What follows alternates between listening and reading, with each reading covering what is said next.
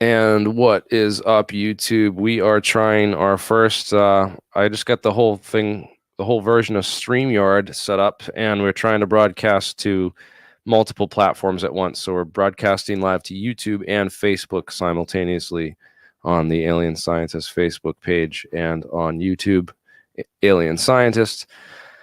So, interesting stuff we got today. I wanted to talk about the efforts for disclosure. We're going to have some people on who've, we'll invite people from the chat on to join the conversation and talk about their efforts to call into the Senate and talk to members of the government about disclosure and the need for, putting an end to UAP secrecy or UFO secrecy.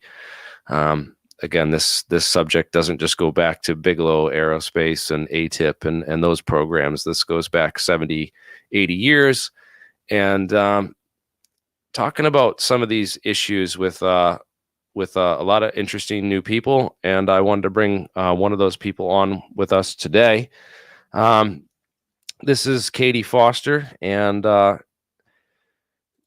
Katie, why don't you tell us about yourself and how you got into UFOs and tell us a little bit about what you think about what's going on right now with disclosure. And we were just having a little conversation before this, and I wanted to, you said you haven't gone, a lot of people haven't gone on live before, and I'm trying to encourage more people to come on and put themselves out there and not be afraid of the camera and getting out in front of the public eye. So I appreciate you, and I want to. I wish more people had your bravery, because this is great. Well,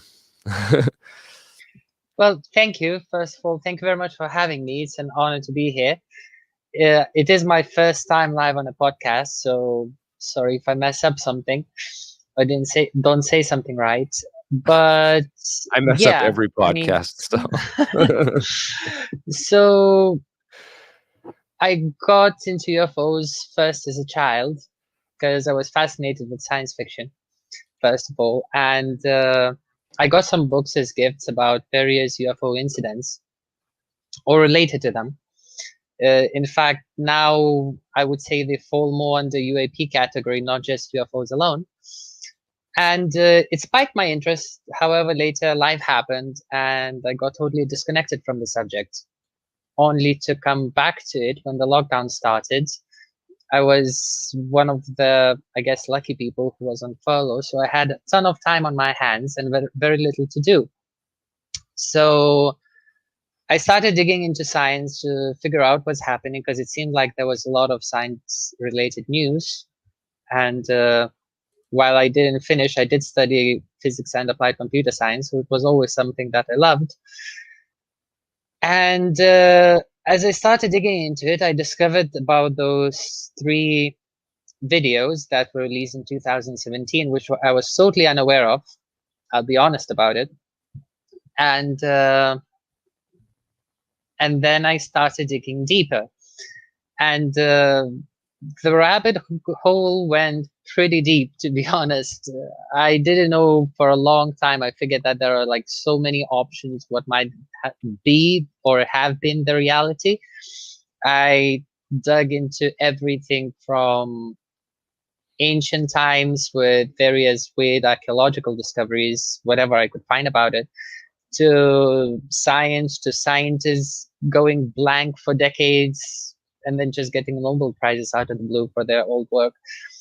And also try to use my rational thinking to figure out, okay, what scenario could be going on in the background? What's like, if these are, if this is kind of a shadow that I see, what could be the object? What could be things that are happening in reality behind it? Well, there's so much in science. You learn that as you start learning more about something, you just learn there's more and more and more and more and more to know, and you realize how how little you know. And there's all these people out there that are so sure of themselves all the time that they know and like pride themselves in knowing so much and really feel like they know everything. So that when they're, it's really hard for some of them to admit there's still mysteries in this world that have yet to been undiscovered. It's very true. And well, 3 of my grandparents were working in medical field. So probably medicine was the first kind of scientific area where I figured out that people who do the surgeries and such, they are very open to admit that they don't know everything and that there is a lot to discover. And also I could figure out how things have changed over the time. So I was pretty sure that it wasn't unique to medicine alone, that probably in all the science same thing happened. And we don't need to go far in history to know that, just a few hundred years ago, the earth was the center and everything was revolving around it. And another thing which I discovered, which I still find fascinating, how different scientific kind of statements can all be kind of true. How in early years, all children find out that, all the planets go around the sun. And then later they find out that they don't go in circles, they go in elliptical orbits. And then even later, if they dig into it, they find out that actually everything's revolving about common gravitational center. It's not even about around the sun itself, though it's most of the time in the center. So same way I realized that maybe in UFO field, it's a very similar story. The further you dig, the more you can get closer to being accurate, but it's kind of never being able to hit that spot. It's like, approaching 0 or 1, but never actually reaching it.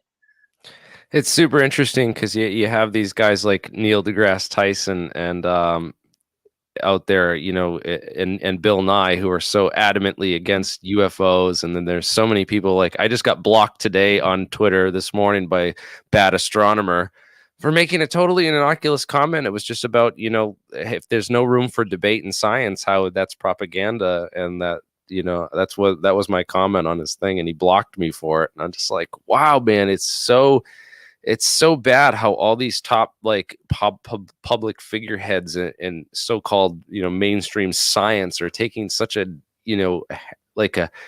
it's basically like a repeat of Galileo's time and the ostracism of anything that goes against the dogma and the doctrine of today. And they want to have control over the old way of thinking about science. I call it this 1960s view of science, before we realize that things can be so perverted by money, and that scientists are just like other humans, and we are influenced by so many factors, including future paychecks and future employment and those kinds of things that are inherent in these systems of control that we look at. It says, well, this is going to benefit, the group of people with the money.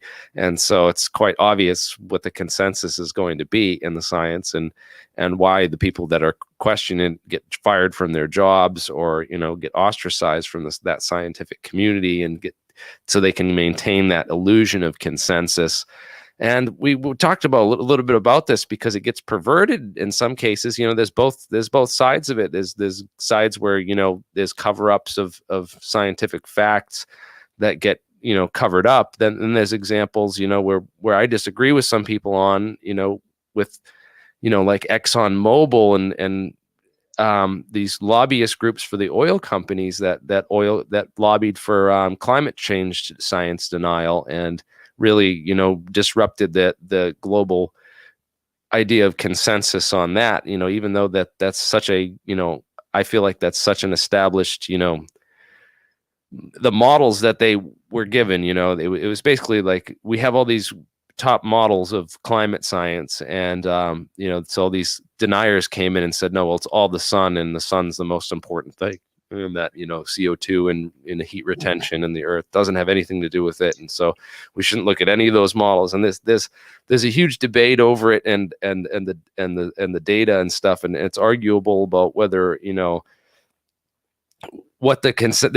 I get in debates still with people on this, and I'm an advocate. I believe, yes, there is global warming. Man is dumping trillions of gallons of CO2 into the atmosphere every year with the amount of oil consumption and production that we have, and it's a fact that we are polluting the earth, and it's causing global changes. I think that's established, and there's a lot of people who disagree with me and say that, oh no, we're preventing an ice age. There's no global warming.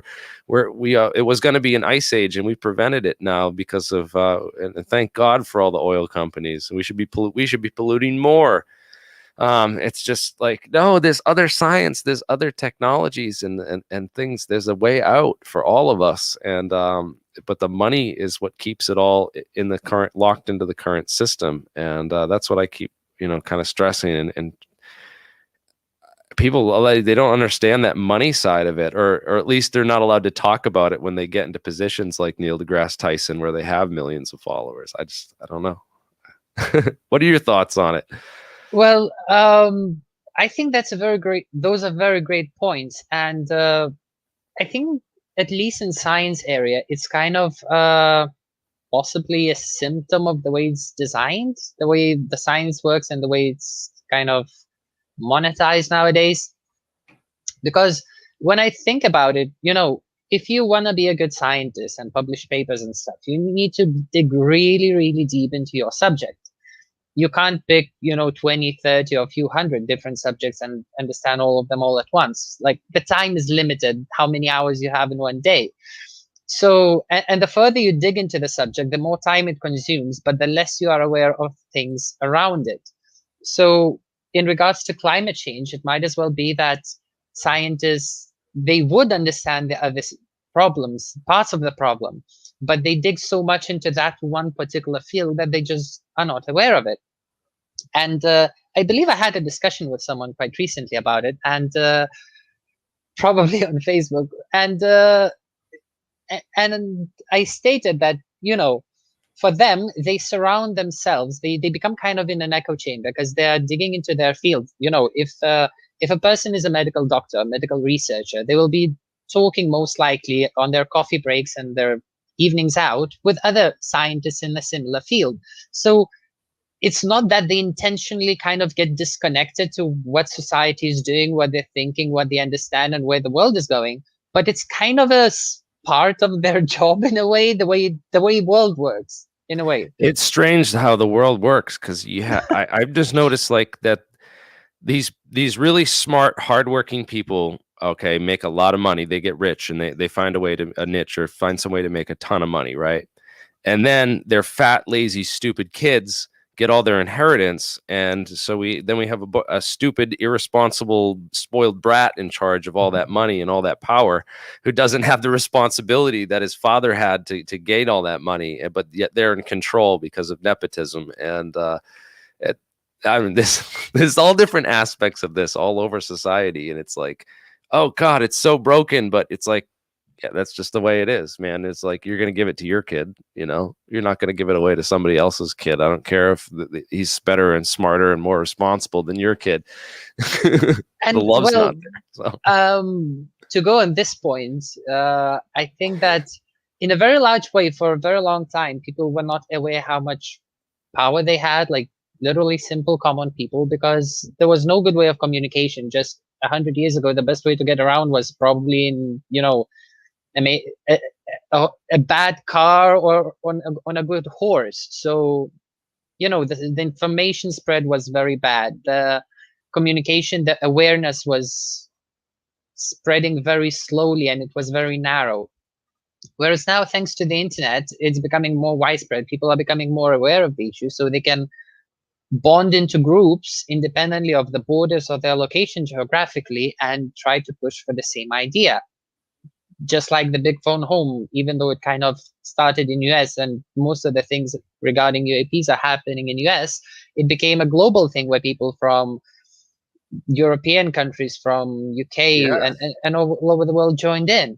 So I think that same way, in regards to nepotism and such, we are just kind of, learning about our power. The internet age just began. It hasn't been even 50 years with it. So as we go further, I'm sure that we'll find out our power, but we also need to learn to use it responsibly. Yes, because look, the people that have abused that power have gotten a lot of that power restricted. for us, right? So Yeah. that, like the for I always use this horrible example because it's true.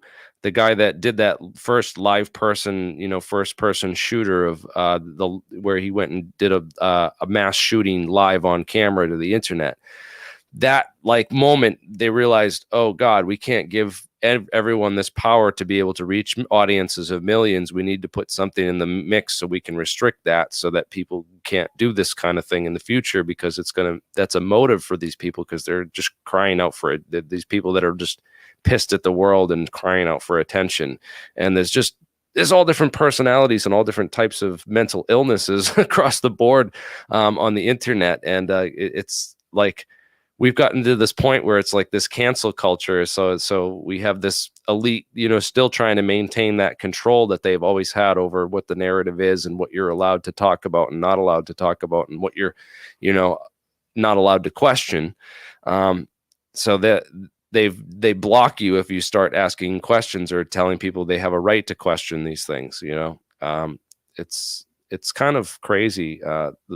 What it's evolving into, and what I've seen over the last 10 years, because what the internet could have become when it was just, back in the day, we had so much information pouring out, and it was just all these young kids are now like in their 20s, and they grew up watching all these videos on YouTube. And I used to get millions of hits on videos. And now I get, barely 3,000. It's restricted to a certain number of people. And then we talked about, maybe that's not such a bad thing. Maybe it's all right that, these people will block me and they can stay ignorant to this stuff that they're not ready for yet. And the people that are ready for it, the people that can handle it, are kind of, already here, or they've, if they can't handle it, they just leave. Well, but this, I don't sorry, know. Yeah, no, I didn't really have a point. So go. Well, I think, a road to awareness is a road. I mean, I don't think it's something you can teleport from point A to the point B. And I think that the way it goes, at least the way it went for me, I stupidly assume that it goes same way for everyone.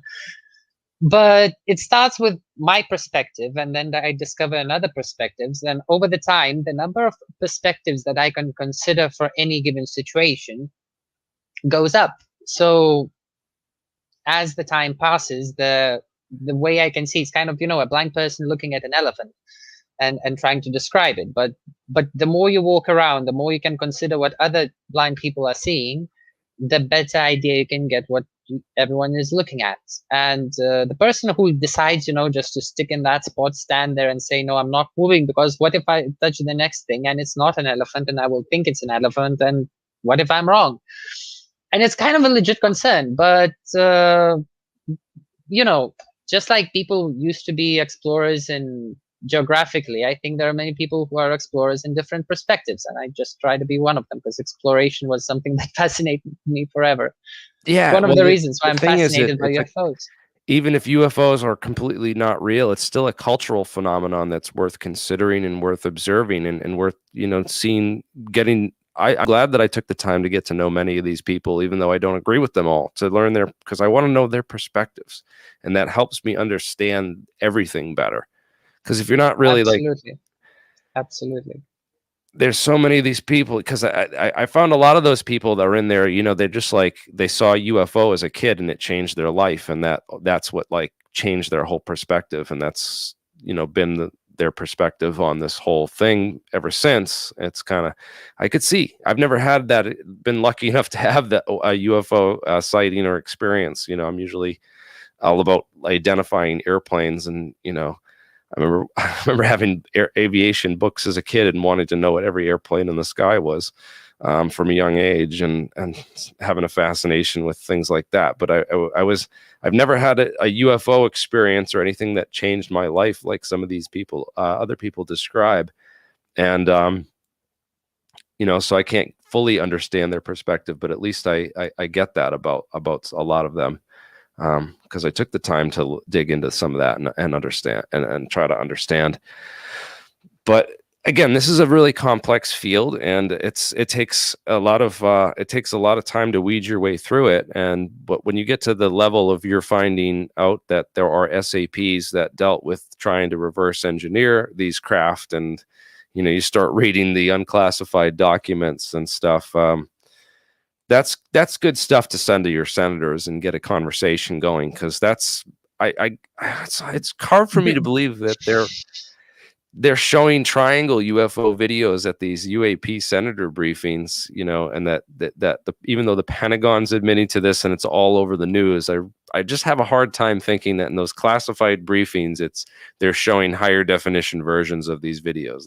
They're not sitting around watching UFO videos. Like that's for the masses. That's what's given on TV to keep everyone distracted. From my perspective and opinion on this, because I understand how this topic works and how the CIA approaches this topic from both sides. It's been used historically as a cover for classified aerospace operations, and when you start digging into these operations, you realize that a lot of and you start talking to the people who were involved in just even basic level preliminary stuff. It was classified higher than the Manhattan Project. And then you start realizing that this stuff is real. It's related to technologies that are that these people view as a national defense and security interest. But the point is, when you start researching this and you find all the unclassified and declassified stuff on it, you realize that this is beyond their hands with the level of the technology that we're getting into here. Especially if it relates to those things that the invisibility, warp drives, cloaking technology, and all this other stuff that can explain these sightings in terms of real physical technologies and not just an observable phenomenon that we can't really describe or understand. We're starting to branch. I feel like I feel like I'm starting to make this bridge between the physics and the real world science and some of these technologies, and I can actually see a light at the end of the tunnel, even if it's 100 years away. I can see these things perfectly clear in my head. They're like, it just makes perfect sense to me. Quasi crystals and metamaterials, these photonic circuits, everything rides on light, just the perfect control over light down to the nano level.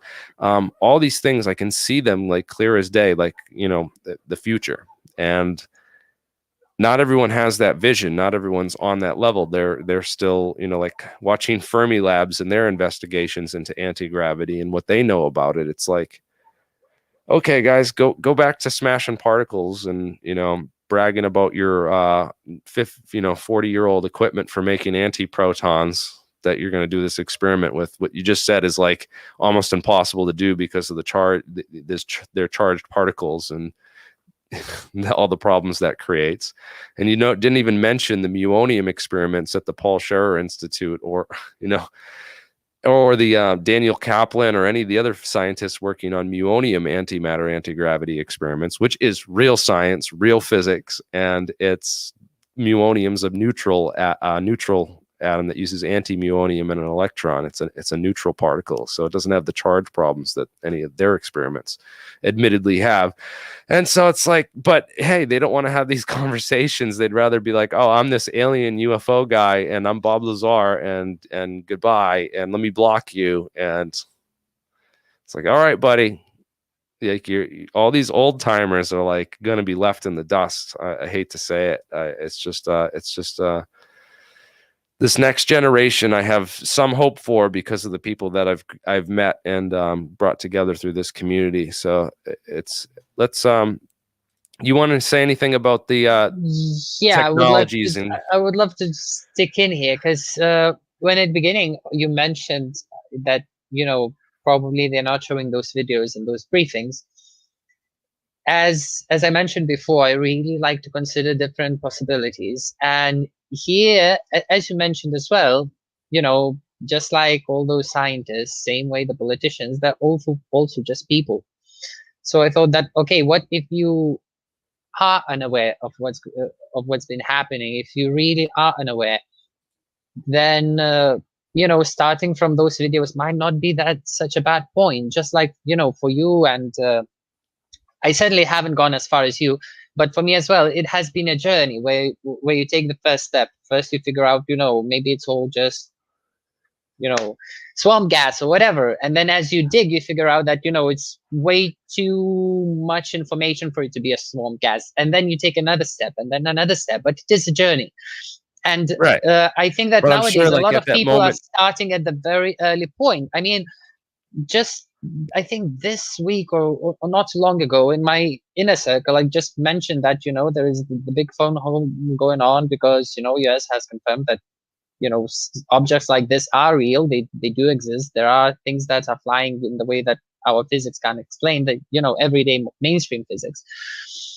And they were totally unaware. They were totally blank. They were like, "Oh, I can't believe it. Why didn't the mainstream media didn't report about it?" And so on and so forth. Which for me is just another part of the puzzle. But as I said, a lot of people are so unaware that for them to go as far as to say that there is a very good chance that science is either extremely close or has already gone there from our end, let's look at it seems like a way too far shot. Like it's very hard to see how that all that distance can be covered so quickly. But if you go step by step, which takes a little while, it becomes more and more believable. At least that's the way it worked for me. It's not outside the realm of possibilities. I always try to get people to open up their mind, and I really view what Neil deGrasse Tyson and these Bill Nye and a lot of these guys are doing is closing young children's minds off to science, because there's 13-year-olds that are watching some of these anti-gravity videos and stuff online. They're learning about some of this stuff. I've seen a lot of these videos elsewhere. There's a lot of big channels that are talking about this stuff, covering APEC, covering what we're doing with that kind of community and building and my attempts to build and grow that community and get and break away from the stigma of who cares what people think. We're allowed to talk about, should be allowed to talk about whatever, and screw this mainstream notion of this certain properness and conversations. This is all old people stuff, and for people over 50, in my opinion. And the young people aren't down with that. We're down with still having a dream for the future and not having this broken idea. There's too many kids that graduate from engineering school with just a whole broken sense. A lot of engineering school is a gauntlet in itself, and it tends to getting through an undergraduate degree in physics or engineering tends to break a lot of people in just the process of that alone.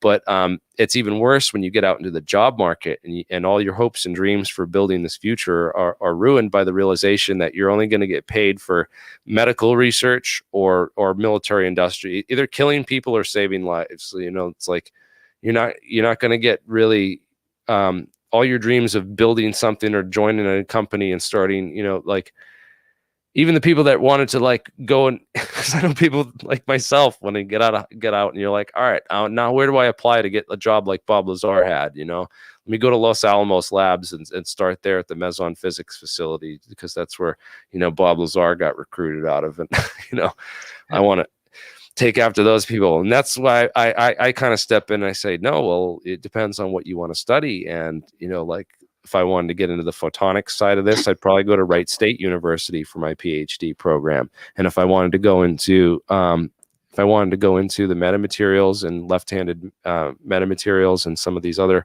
photonics, there's lots of other universities to go to for the stuff that, University of Rochester, I always mention, they're doing a lot of research there. So I mentioned these universities that are doing this cutting edge research. And these are places that people, if they want to get involved and get recruited into Black programs and really work on this stuff, that's where you got to go. I talk about the STAFE conference where, people who write papers, physicists that want to get involved in this type of Black project research can go and publish their papers. They can bring their ideas to DARPA. I talk about, DARPA has these yearly awards where they call for new ideas. I covered back when they were talking about drone swarm ideas, and they wanted, the public's opinion on drone swarm ideas. And these are, opportunities for members of the public to engage. And this is where these black programs get recruited out of. This is where, you can get these jobs and get involved in this type of stuff if you're interested in doing that. And you have the, ability to get security clearance to work on that kind of stuff. I don't think I would. I'm not with the work that I've done. I think it kind of, but still, I mean, I get it that there are possibilities both to explore new science and to, get a well-paid job with public awareness of you. But I really don't think it should be that binary choice where you either choose people to know about you or you choose to do some breakthrough science. I think that shouldn't be a choice that scientists or kids should make. I think there should be some kind of way to, do breakthrough science into various means of propulsions or whatever, It's just and it's still just be in crazy we're in public that view. time period, because it's still, I feel like this stuff is still in development. It's kind of like we're in 1944, and it's the atomic bomb project, the Manhattan Project. That's kind of the way I feel about almost like this is the way this is going right now. You know what I mean? It kind of It feels very like well that may there's a be, black but world, and that all these white world scientists like Fermi, like John Lincoln, but they didn't have internet at those times. They didn't, and now we do. And I do believe that I know, that's, it is and it will make a imagine if difference. they had internet and the Manhattan Project, how much that would have just Exactly. It would have been totally different story. But okay. I'm not sure how much time has passed. Just there's one point I really, really wanted to bring into this interview, if you don't mind. And that is in regards to, the secrecy that has surrounded a lot of science for the last few decades. Because the secrecy seems to be fairly obvious for anyone who spends a little bit more time digging into it. And to be honest, when I found out that the further I dig, the less I can find actual data, just at the very best breadcrumbs that data should exist somewhere. It really got me very, very, very agitated. And I am kind of an emotional person, so I did get very angry. I used to rant every few days and so on. But after a while, I guess I got out of steam, and I started thinking, okay, so like there were few points which I was ignoring for a long time. For example, that for it to remain secret for long, both scientists and governments had to agree to keep it secret. If one side agreed, it would just leak out through the other one. There was no way out. And if it has stayed the secret, like if it's true, how could it be true? What could be the potential reasons for people actually to agree upon, even though like their view of the world and life is so radically different?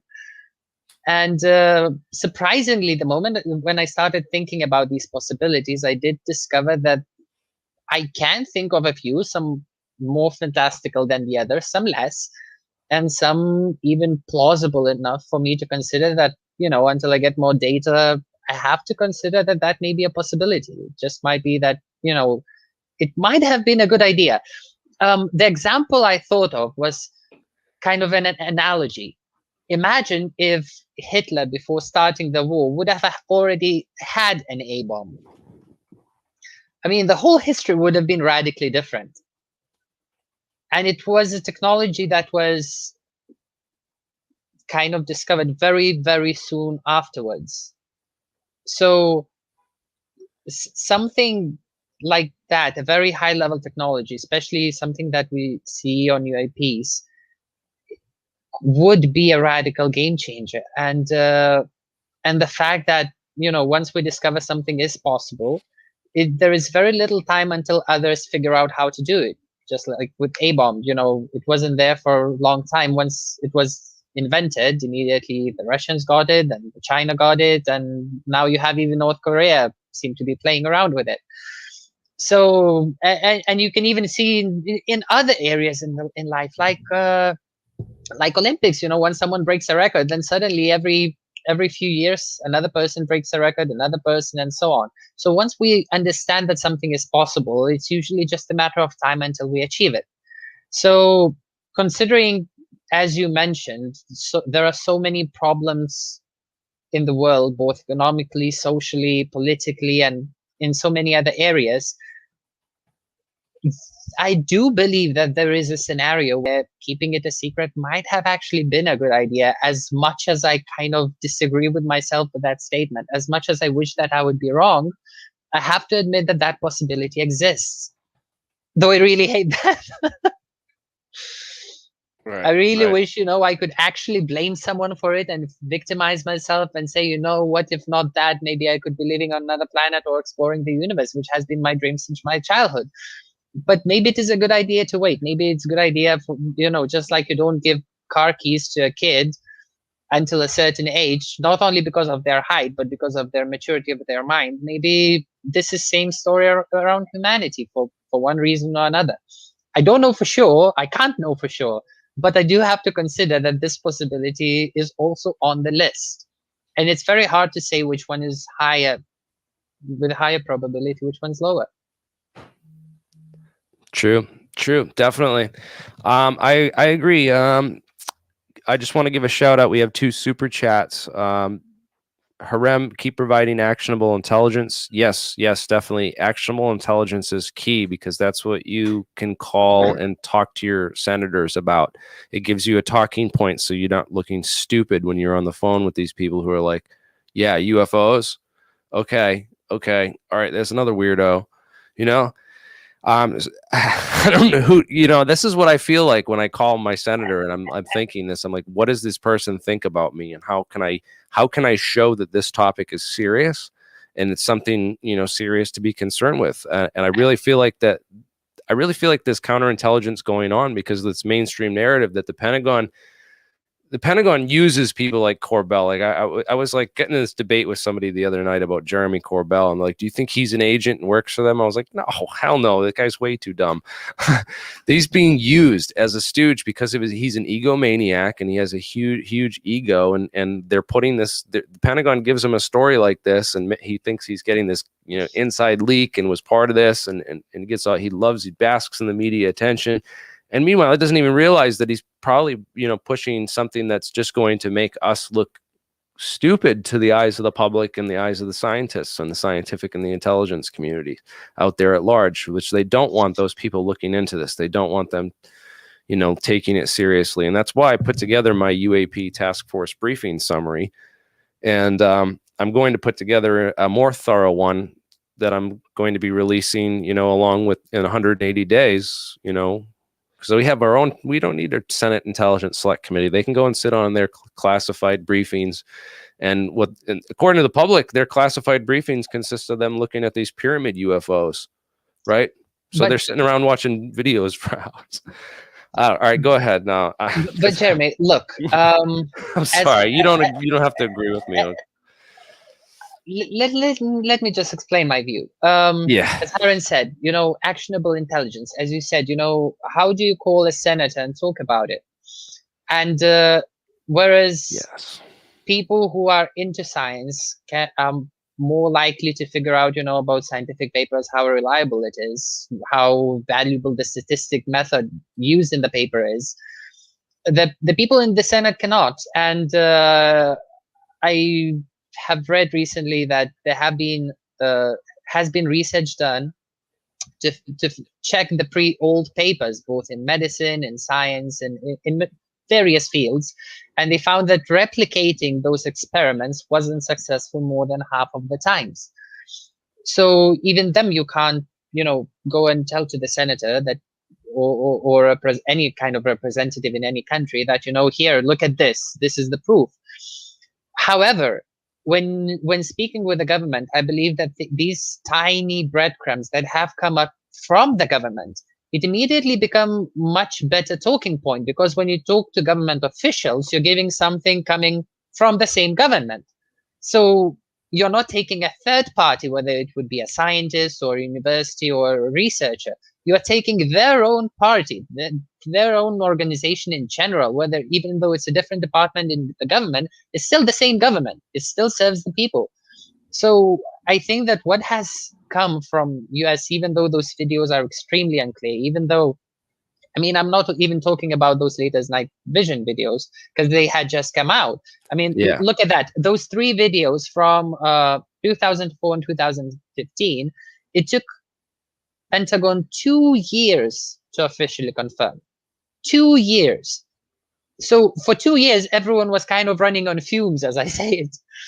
But now, I mean, once the Pentagon said that, yes, those videos are real, yes, those were the objects observed, and all those military officers came out, gave interviews, and they were not recalled by the government. They were, like, the government kept quiet with them giving those interviews, which was very, very surprising to me. And considering how much I know how the UFO subject was treated in the past, this is a huge change. And it kind of, Yes. even though it's just, knives and forks, it's our first weapons in this fight. And I'm pretty sure that as we move forward, we will get better and better tools to ask governments more and more.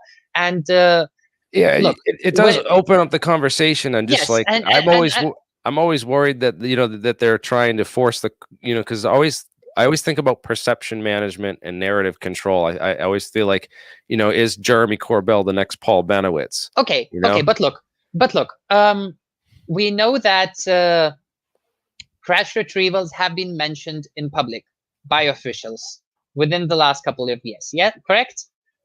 Yes. There have been mentions of that. I'm not making it up. So also we know that there are scientists who are claiming that very soon they'll publish research on some of those materials. That's also correct.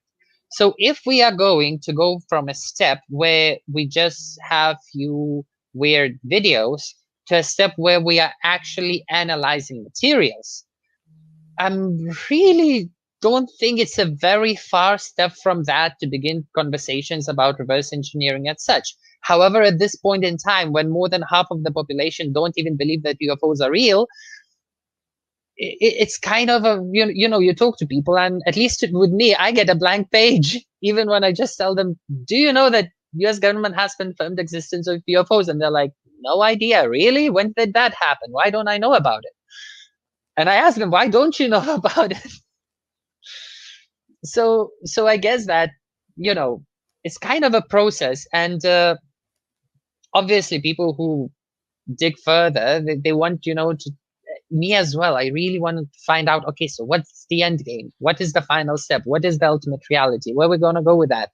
And but the best I can do personally is fantasize and dream, and have my opinions, wishes, and all of that. But I can't just go anywhere with it. But the best I can do is take whatever I've been given by US government, even though I'm in UK. And I'm not even from UK, I'm from Lithuania, so it's totally backwards. But I still try to take what I have and see, okay, if I want to be, part of history, if my childhood dream was traveling the stars, reading all those books from Isaac Asimov and others, at this particular point in time, the best I can do is take that letter, send to the government representatives, and hope that at least the stigma will go. We'll continue the conversation, and once the scientific papers on the debris comes out, maybe we can take the next step forward. Maybe by that time, if at least a third of society is aware of the issue, it will be much easier to start the conversation and bring the rest. I think it's kind of exponential progression. More people find out about it, more of them talk with their friends, and the faster and further it spreads. But we are still kind of at the initial stage, at least in my view. Well, I just hope that the conversation goes beyond S4 and element. I mean, look, it needs don't to go you into think that once people figure out that this is not a new phenomenon, because it's definitely not a new phenomenon. Even Luel Elizondo on the last interview I watched, he said that it goes back decades. So once we come to the point where a lot of society realizes that it goes decades, it's not going to be just you and me and some other people who are raising the question. So wait a minute, if it has been going on for decades, what are the chances that governments would just simply ignore it? It's kind of a also thing the idea that is very high risk but extremely high reward. This is like the highest reward research one can imagine. So I see a lot of how resistance. much effort was spent for A-bomb and other things, I really highly doubt that people will believe that it's ignored. And since they are not going to believe, just look at the skepticism nowadays on almost every topic. I'm pretty sure that we will have, crowds in front of governments asking for the data. So another thing I'll point out with the A bomb, they mentioned that the intelligence communities, what they did is they sent out, this was like the early days of Operation Mockingbird. They sent out a press release to all the news agencies, the editors, a note to all the editors that there was a top secret project, and they weren't allowed to. They had to retract all mentions of nuclear, atomic. Had to be like gone through the censor, and they weren't even allowed to mention like fission. Any of these types of words were just not even allowed in the public discourse. There wasn't, people weren't allowed to talk about this anywhere. So it was kind of like shows you that. And I kind of see the same thing obviously happening today, because they're not talking about any of the technology anywhere in the mainstream, any of the mainstream stations. They're all, they have a controlled narrative. They're all talking about, UFOs. They're talking about ATIP and Bigelow. They're not talking too much about Roswell or earlier stuff, or Battelle or Wright-Patterson Air Force Base. There's people that, there's a couple, channels that mention that stuff, that show that they've done some of their research into this, but they haven't really. Okay. It's Here's a question.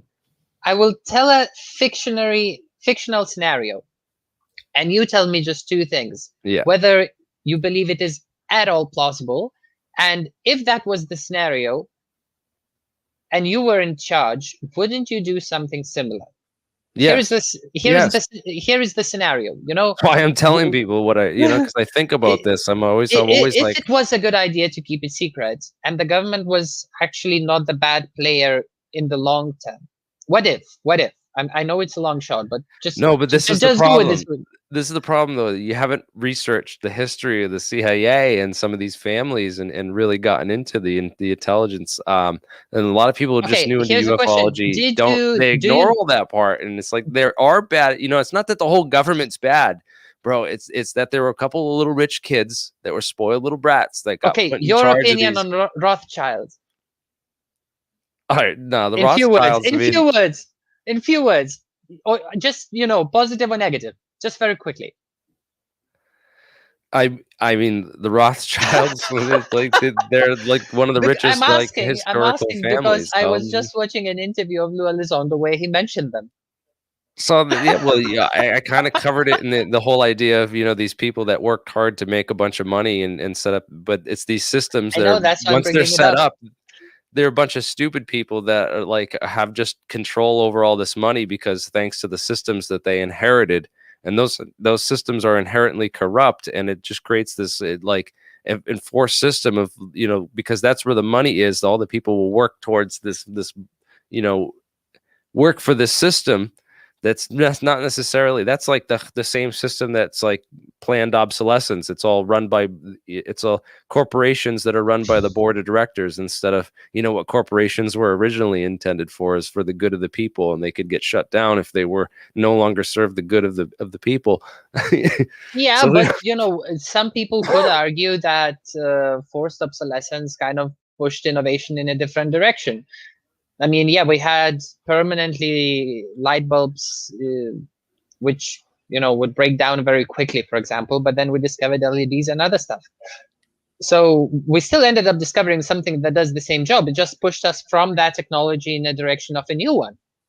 It's like, if we had, by a miracle, I don't know how, but unlimited supply of oil, people would be much less motivated to look for different sources of, energy.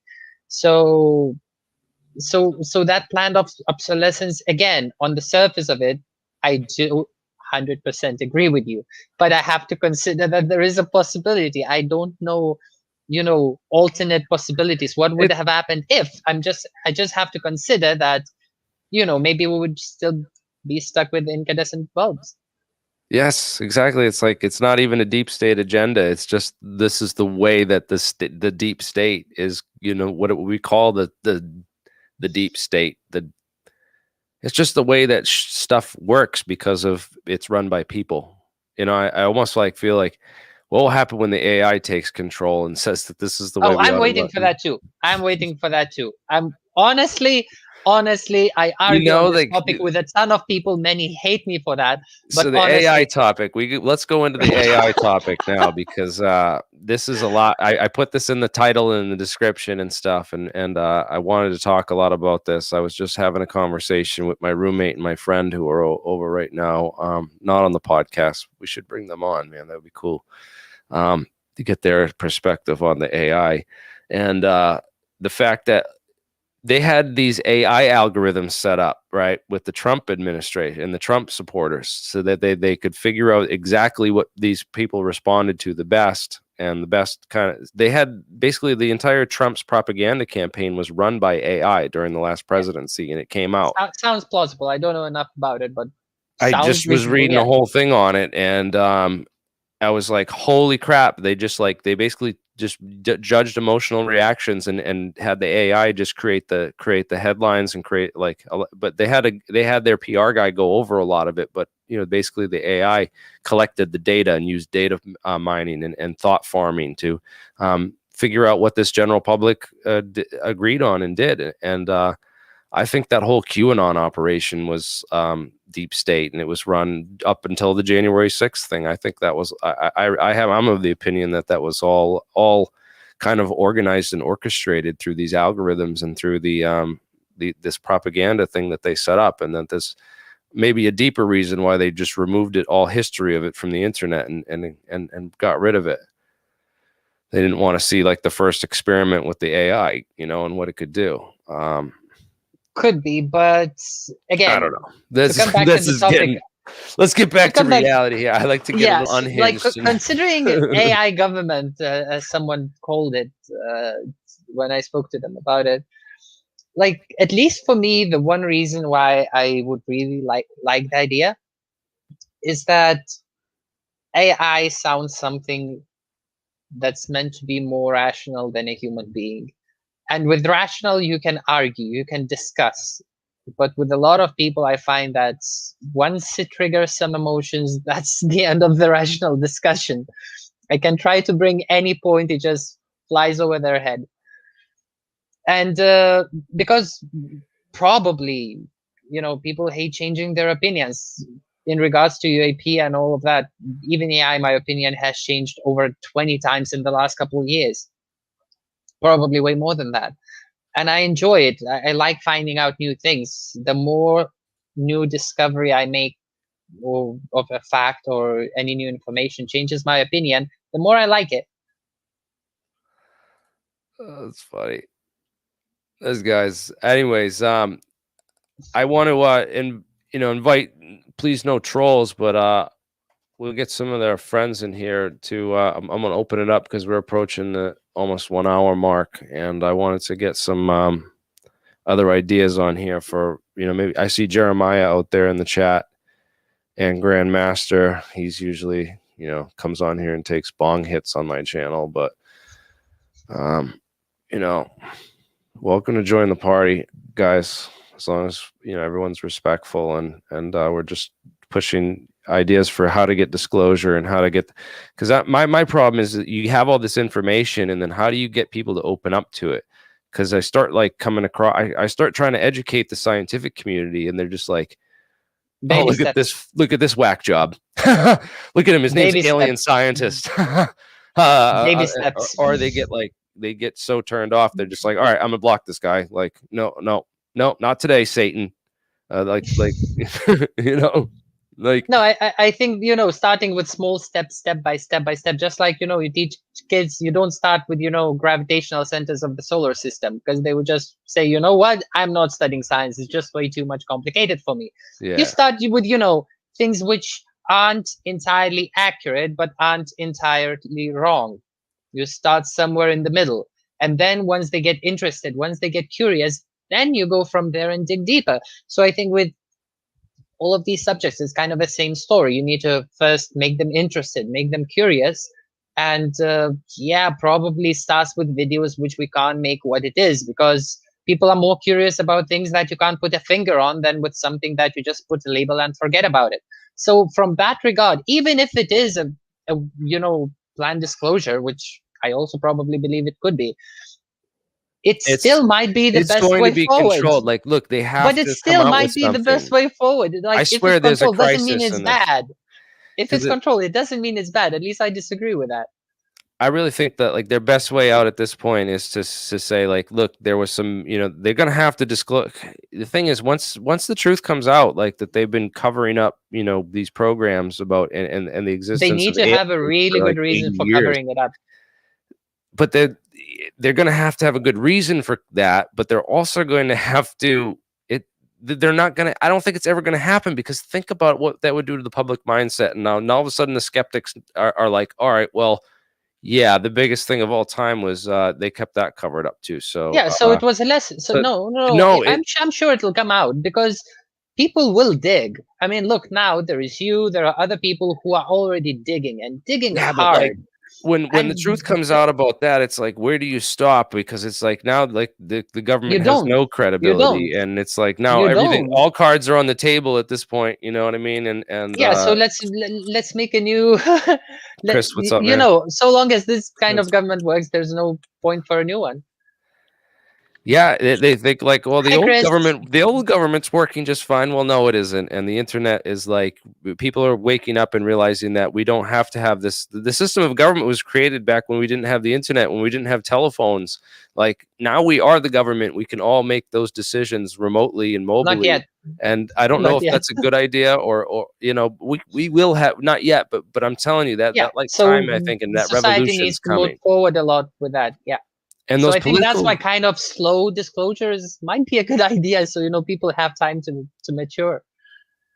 Yeah, it's true. I think, like, a little bit of a slow disclosure is good. Little, like that, me getting on Tim Pool and getting that little bit out was like, oh, like, but it's just like, yeah, a little bit drip, drip, drip, drip, to the masses. That's kind of what I feel like they're doing, but it's also they're trying to control this narrative, because again, they don't want all this stuff to come out and then be like, all right, now we got to admit to, all this other classified stuff and all this other top secret stuff and the tinfoil stuff.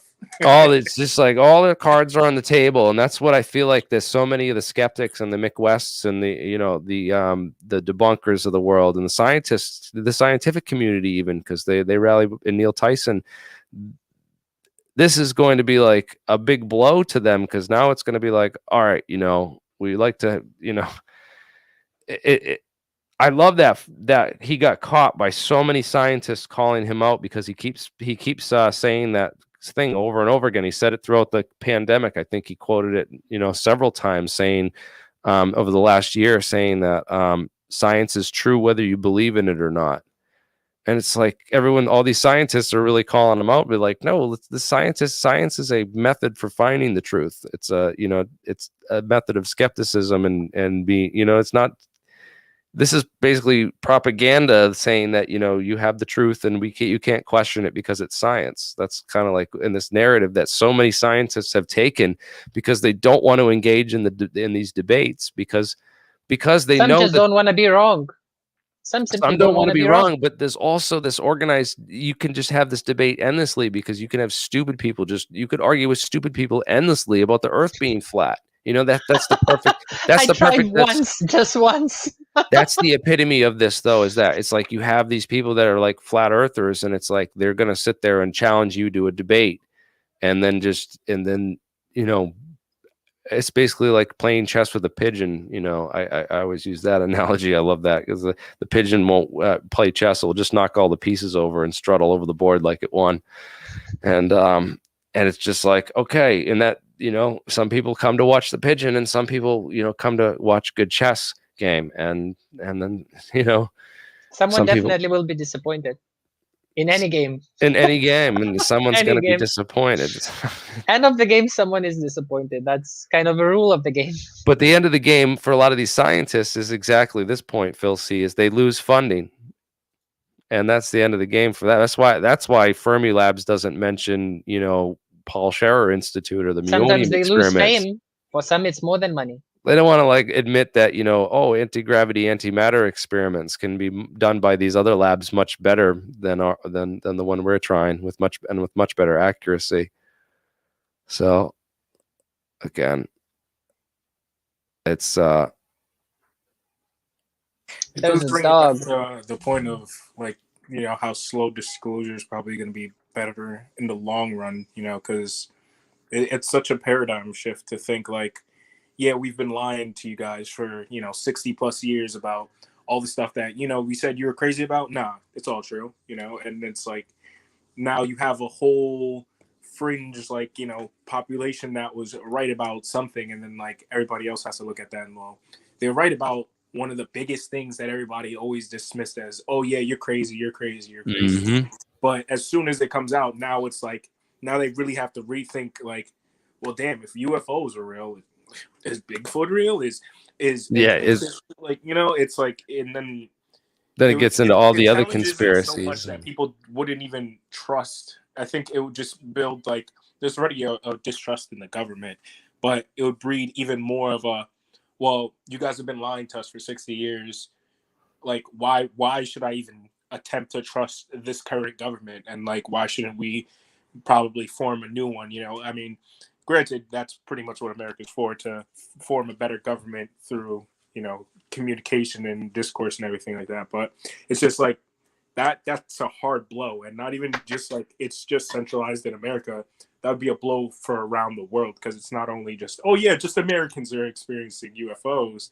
It's all around the world. People in South America, people in Asia, people in Russia, So it's like it would really make everybody really question their own governments, and like that's probably what governments fear the most. Obviously, they don't want their citizens questioning them of, oh well, we can't trust our government. Why should we trust anything they say, and why shouldn't we just make a new government? Nobody wants to relinquish power.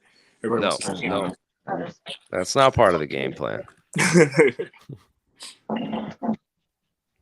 So just remember, that's what I look at everything that I see in the mainstream. I'm like, all right, well, this has got to be some kind of narrative control. It's got to be perception management, and who wins in the end is that, the people in power stay in power.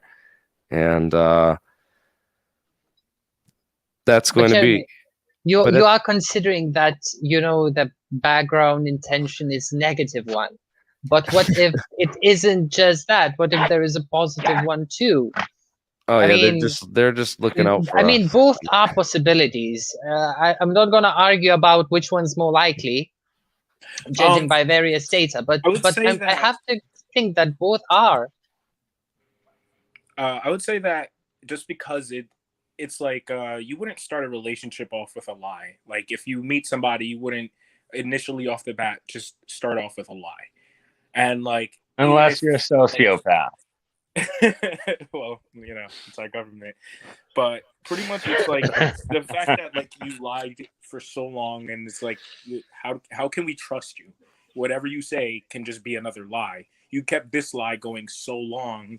Granted, it might not. This might be really for the best, in sense of like maybe we're just really not ready, like you said earlier in the podcast about maybe like giving a keys to a kid. Like maybe we're not ready for it. But in terms of like, just like even that would just let us know by itself, like, hey, we have this stuff that we're still experimenting with. We don't want to fully go into it because like it's highly dangerous, and it has potential to change humanity for the better or for the worse. But like we want to get a closed idea of like, okay, we can successfully mess around with these things. And like we won't rip a hole in like the fabric of space-time, or we won't like destroy half the planet or take off like half a seaboard or something like that. It would be like, or we can make sure that all the good people get this technology first before Al Qaeda. Yeah, but how can you tell good from bad when you say that the government's like that and the rich people are like that? So like, how do you differentiate who's good, who's bad? Depends on whom you're asking. To the 14-year-old in Iraq who just lost his parents. Most of the killing around the world as it is. So really, like, what more damage can the people do than what the governments are already doing? Governments are made of the same people, so it's the people doing that.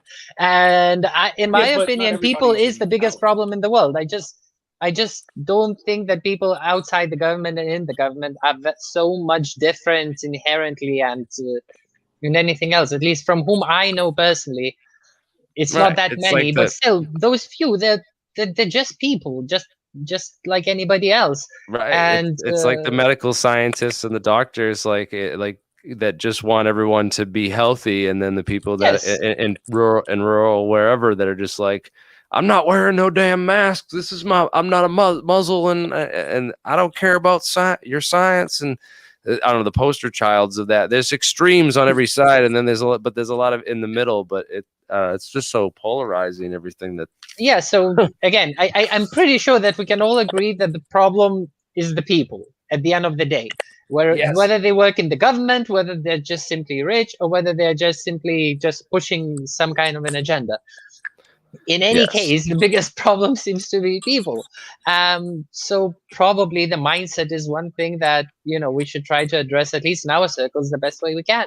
It's elected people, and the fact that we need elected Someone representatives. elects them. The thing is, we don't need representation anymore because we can represent ourselves more effectively through the internet. Representation is really horrible idea. It's it's terrible great idea. when we travel by horses, but not when we have Because all our internet. representatives get like they get, I do this for the people, and then they get in office, and it's like, oh, a suitcase full of cash comes like in through the door. Of representation, maybe I feel like representation's good. Like, you shouldn't have like 30,000 people representing, your state, or like, one person. Because like, what happens if that one person has like a really fringe idea? Granted, So it would be just one person. Yeah, true. Otherwise, it's not fringe. Otherwise, it's mainstream, like, right? The transparency levels, basically. Like, I feel like it shouldn't be like I shouldn't have to call your office 40 times to talk to my senator. I should feel like he should have like a YouTube page, or like have a live stream. I could be like, hey, what about this? And then like, he can be able to but when they represent tens of thousands of people, that becomes troublesome. Like, even if they have a live stream and you're competing for attention of one person with another 10,000, it's very unlikely you're going to be heard. But what if every person gets one vote on any issue, and you just go online, just like you log into your bank, and that's enough authentication to prove that it's you. Same way, you just go online and say, okay, regarding these issues, I'm voting like this, like this, like this. End of the day.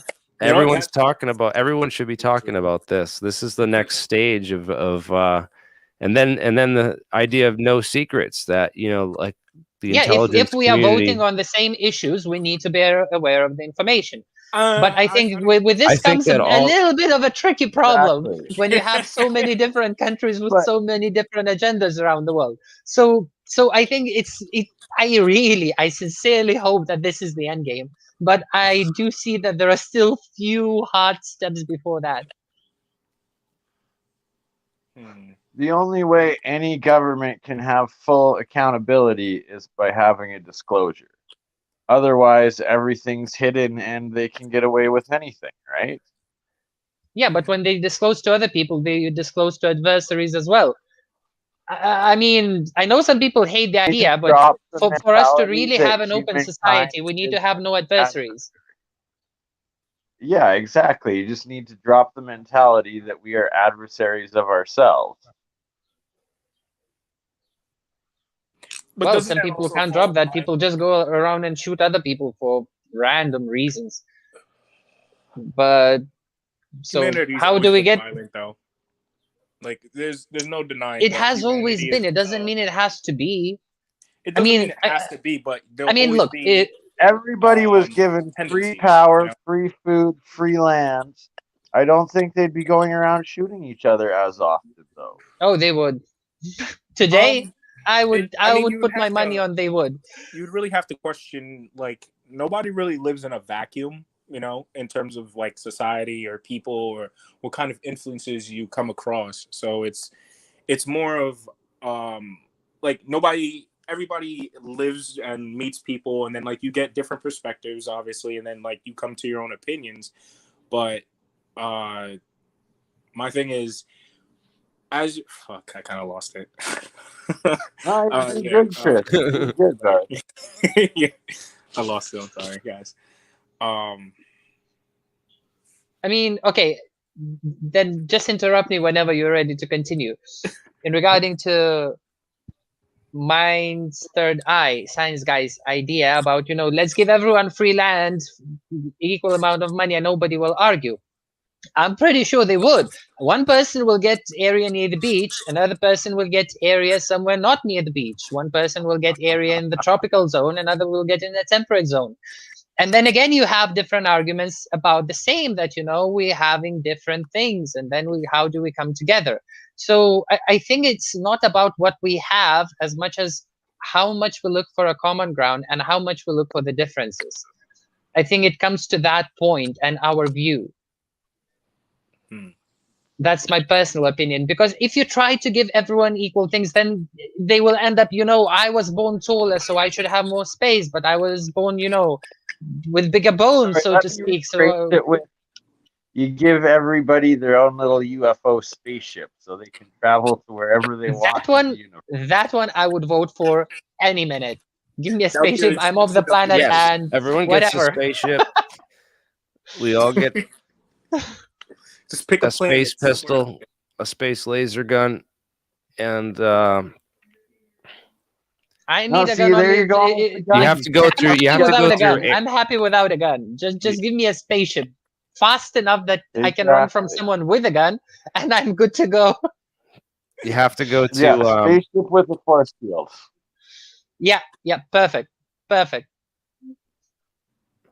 We have to go to like space though. You have to go to astronaut training school before you can get your UFO. You have to like pass, Like Wait, you need to go to astronaut training. Like a driver's license, Yeah. I'm cool with that. I got my driver's license. I don't. Where do I apply for the spaceship one? There was this Mars One kind of thing happening a few years ago, probably almost a decade now. I applied for that. I mean, someone said, guys, anyone wants to go to Mars? I signed up. I didn't wait much for it. I was married at the time. My wife hated me for that, but I didn't care. I was like, I'm doing it. What are you in the UK? You need a license for that. Yeah, they have to they have a television license over there. It's in UK there is a television license.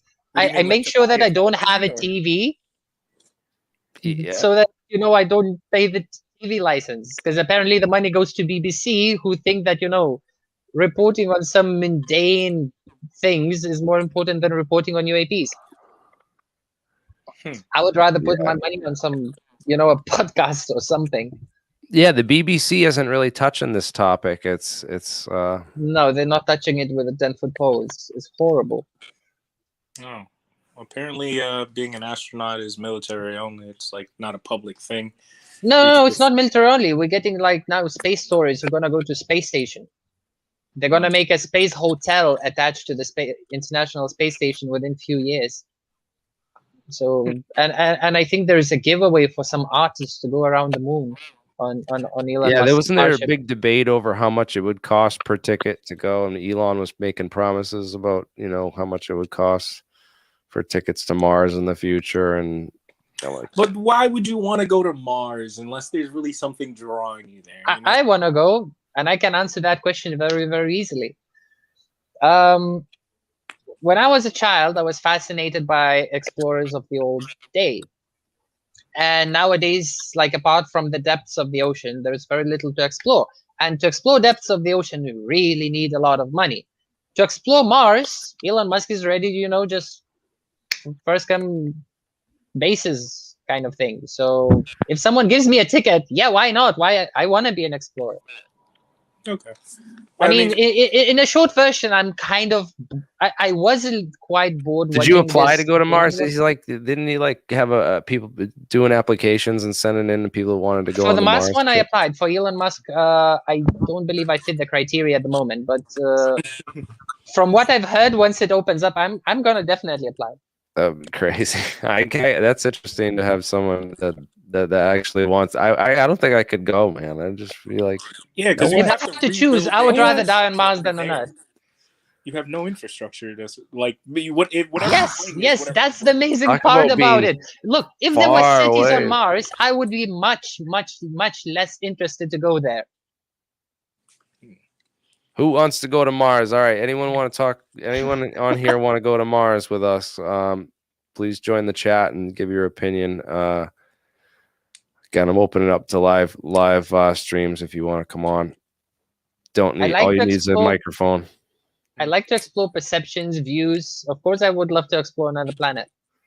I definitely would, but not as like the first pioneer, because literally it's like think of it as like, you know, how they had to settle America back then. It's like, granted, we have way more advanced technology, but the planet is basically dead. You know, it's kind of a dead planet. So it's like, granted, you know, they're under the surface, it can have rare metals or, you know, compounds we haven't seen before. But I mean, until you go there and like until that infrastructure set up where you can mass mine like an entire like couple acres of it, you know, you live on rations. It's going to be a lot you of live red on rations. and... Yeah, you live on rations pretty much. Yeah, I agree. and believe it or not, I know I still see that people see me as crazy for that, but I would go. What if it's like the I gold would. rush though? What if like you become like the richest person in like 10 years and like on Mars, like you're head of like the mining colony? Then I would probably go to Europa, the Jupiter's moon. It's like, oh, because you were the first person to discover this mine, so you staked claim to it, and so now I wouldn't cling to it. I would probably sell it and just move on to the next stop. Yeah, honestly, anything, like my dream is exploring, living forever, just so I explore the universe. So anything that helps me with that, I'm in. Yes, dude. You just find a diamond layer under the earth, and you're just like, all right, whatever pays for the spaceship. Bringing back a haul of diamonds from Mars. These things are gonna sell like. But I mean, think about that, baby. I got you a diamond from Mars. That's like the new thing. You don't love me unless you get me a diamond from Mars. Wouldn't that crash the whole like diamond trade then? Wouldn't diamonds on Earth be? Well, crash, dude. It would totally. You don't need Mars to crash the diamond trade on Earth. There are many diamonds. De Beers already crashed the diamond trade. Didn't you study the history of the conspiracy? Are you a normie? Hey, so did you call your senator today, Chris? No, I did not. Did you call them yet at all? Yeah, I was just on hold for like 20 minutes and then nothing. Like, I just hung up myself. But I will try again. Yeah, you got to call. Maybe Monday's not the best day. Maybe like Thursday or Friday, we'll do another one of these and encourage everyone. We're gonna start early in the morning, do like an all-day telethon, and then have like people to call in live. I want people to come on the show and call in live, and I'll start it off with me calling in. There's been an uprise of people calling their senators about you. Yes, dude. Yes. Who's doing this? Why are they doing this? And what are their demands? Information. Give me the technology. That's all I want. I just want my own spaceship. Like, I'll just take like the tractor beam technology. That's all I want. Just give me that, and I'll be okay. The tractor beam technology. Tractor beam. Beam me up, Scotty. That's it. Because then, in theory, if I build a big enough tractor beam, put it up into space, like, maybe a geosynchronous orbit. Start like have like a space elevator then. Oh yeah, that'd be true. Yeah, I was thinking cool. like a more commercial use for like a trampoline tractor beam park. So you could just like, all right, launch yourself on the tractor, like the tractor beam instead of like I always think of like the ever played The Incredible Machine?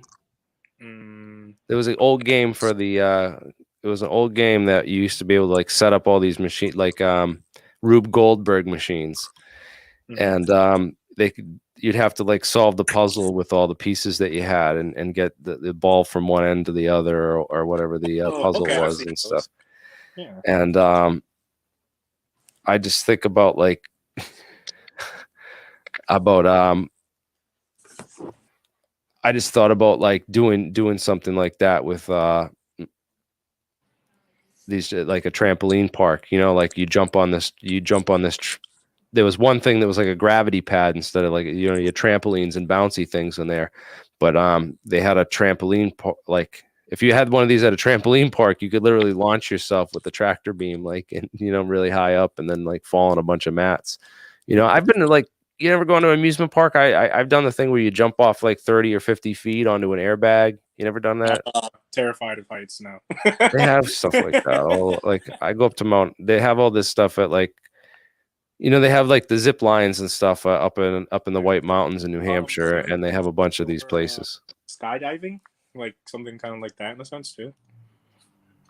I've never done skydiving, man. That's the extreme, man. That would be fun though. I don't know. I kind of would like to try it someday, but I just, they have it indoors too. It's basically like a wind tunnel. Yeah, that's what I want to try, the indoor one. Yeah, I don't know though. That one also looks more sketchy just because like they come down so fast and it's like, oof. Where's my camera down? You might hoof too late and then actually just land on the the grate at the bottom. Oh, did he crash? All right, Jeremy's gone. That's new. All right, yeah, I'm alien scientist now. Oh, Where from? me? I live in Jersey. Yeah, and I Alien from Jersey? Honestly, as much as I look out of like in the skies for them, no, I have not seen a UFO. I have not seen like any glowing lights or anything of the sort. Like honestly, like I'm kind of just vanilla, and I really do want to see, you know, like a UFO, or even if it's like, you know, just like a light that looks out of place. Like I've not seen any of those, so yeah. I'm always there's one. No, it's an hello. airplane. No, no. I'll pull over on the side of the road. Everyone's like, "Who the hell is this asshole? Like, what is he doing?" I'm like, "No. Yeah. My friend got me so hyped like a few months ago because there was a blimp, the Goodyear blimp in Jersey, and everybody was like, "Yo, is that a UFO? UFO? UFO?" And I was like, "UFO?" And everybody's seeing it. I'm like, "Nah, that's a blimp, man." It got me so There's Goodyear right on it. a blimp. Yeah, people don't know what blimps look like a lot of days because I mean That's what I'm saying. They Did can you look know like that anything. I pointed out in my thing about how the Russians, like, they purposely made these blimps to look like UFOs and were flying them around their military bases so that they could, you know, confuse. I mean, honestly, thinking about it, blimps low key could be like, you know, a kind of an air base, you know, like if it can hold, you know, X amount of weight and if it's naturally buoyant, you can have like a floating reconnaissance kind of vibe, you know. I mean, obviously you wouldn't like land like F-35s in it or anything, but you know, like have it floating high up in the atmosphere because, you know, it has lower gas pressure or whatever, and you know, just drop in drones and then they just be recovered. That's it. Like, Where'd you hear this? So everyone's oh, this is great. I don't want to get too down that rabbit hole. Let's talk more about I wanted to talk more about just like how do we get more scientists and physicists to come onto the show, because I was able to get Dr. Brian Keaton to come on and talk to me, and that was awesome because he didn't have very long, and we didn't really get to dive. I didn't really get to ask him a lot of the questions that I wanted to ask him, and we had talked about doing a follow-up, but he never followed through with it. But I'm interested in getting more like of these other scientists on to talk about. Best bet is like paying them. Yeah, you have to Talks, like pay them. Yeah. Or like maybe you would have to find the ones that are like kind of talking about fields near this, and then like maybe you like trickle in some of this like information that you've gathered, and like, you know, I don't know. There's as again, like I would just be like a normal person, so I wouldn't really know how to. It's a lot to go over, you know. I've gotten some of these. I got some getting on. Got a couple arguments on Twitter, and people are like, "Well, what do you have? What do you know about anti-gravity?" And I'm like, "What am I going to post it in like a Twitter comment here, man? Like, you come to my channel, come to my YouTube channel. Like, I've interviewed all these scientists that he doesn't even name, you know." Mm-hmm. And like, I got people on there like harassing me, like on the video that I'm posting on Fermi Labs, trying to be like, "Hey, you know, you guys might want to look into this a little bit better." And I got people like literally just like, "Oh God, you're so annoying," you know? Mm-hmm. Like, get the hell off of here. Like, oh, why do we have to deal with these? Why do we have to deal with this? They're just like, they just want everything to be so ordered and simple in their world that they can't possibly deal with, you know, people having other ideas about antimatter, or other information about, you know, ways to generate antimatter via metamaterials and polariton condensates and 2D surface environments that he left out of his explanation of the rotating superconductor experiment. He just said it's just rotating superconductors. He left out the fact that there's a bilayer disk in there, and that's a 2D environment where these and there's radio frequency fields that were also emitted on the disk, which were in conjunction with that bilayer field. And then, you know what? I'm getting Frank Sinarczyk to. I might go down to Pennsylvania. I just emailed Frank Sinarczyk recently, and I want to go down to Pennsylvania and interview him in person and meet him in person and get him on camera and interview him in person. So that's like my next goal. I want to go on the road and start interviewing the scientists that will talk, including I'm gonna reach out to a bunch more. I want to get a hold of Glenn Robertson too. He's been joining some of the live streams. He used to run the STAFE conference, and it's an honor to have him show up at the APEC conferences. And some of these other guys, these old timers, I'd really love to get like a real good high def, you know, sit down interview with like high def audio and high def video of them giving like a full interview with me. Mm-hmm.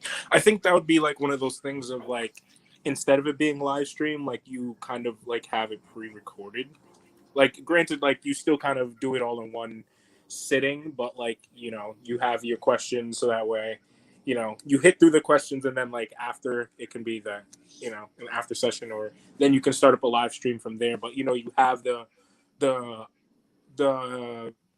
video format that you wanted, pretty much. Like you hit on all these points that you definitely wanted to ask them, and then you have a rebuttal for that question, so that way, you know, things won't be taken too far out of context, because I know sometimes, like, you know, we like to branch off here. And then, Yeah, there's nothing wrong you know with what? that. Just like just having like, you know, this video specifically for like, oh, we're talking to this guy about these subjects, and then like, you know, we'll have back and forth, and then like after that, then, you know, you can have the open conversation and dialogue, you know, where like people like me would come in and it's like ask him the questions, or, you know, people like Katie here. Talking about Katie, it is actually pretty late here in UK. So if that's all right, I'll take my go just to answer Jeremy's last question about how to bring more scientists. I don't think much to be done at the moment, because once UAPs will lose more of the stigma and it became more popular topic, which by now it looks, whether it's controlled or not, this part is inevitable. And once that happens, I'm guaranteed that all the scientists who are fascinated by the subjects, who are also science fiction fans, will just come forward themselves.